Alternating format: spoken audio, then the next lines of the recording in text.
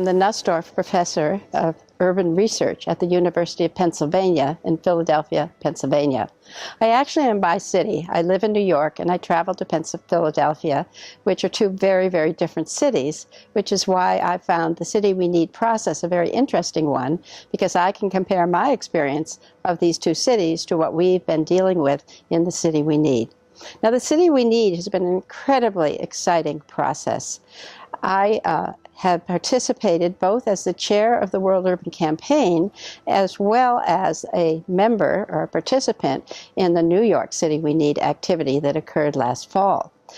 What I found most interesting about this process is that we've been able to energize more than 7,000 people and get them to think about what kind of cities they feel they should have in their particular locality.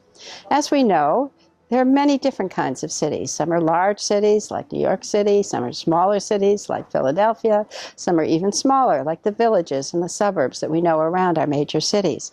And so by bringing people together around the world, I just gave US examples, but certainly around the world, we have a great variety of cities, a great variety of ideas about how people live and why they live there and what they expect of their cities. And what's been most exciting about the City We Need is that we've found common ground.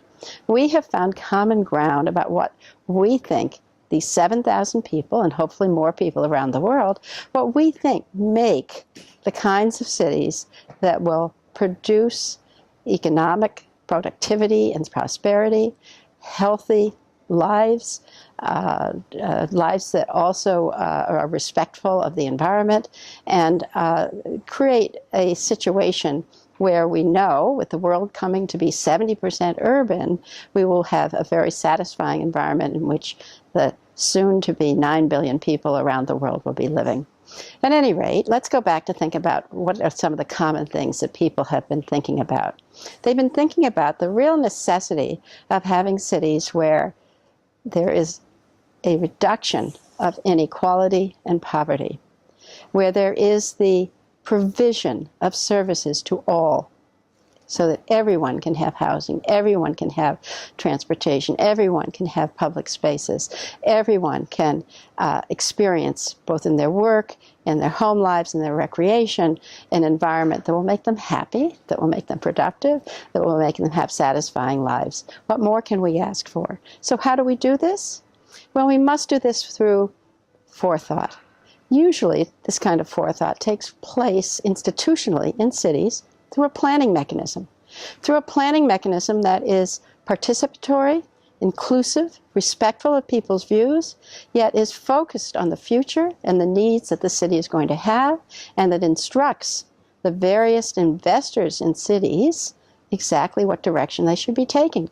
Whether it's a municipal government that needs to provide services, whether it's the private sector, which is likely to provide housing, whether it is civil society groups that are knitting together the kinds of services and activities that one might expect in a city.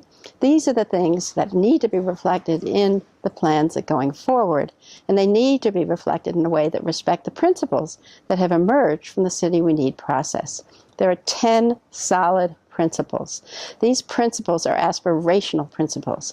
These are principles that tell us, that instruct us, that guide us as to what directions, what sort of things we ought to be thinking about, and now we need to put them in action and finding the ways to implement them, the ways to create solutions that will result in the city we need.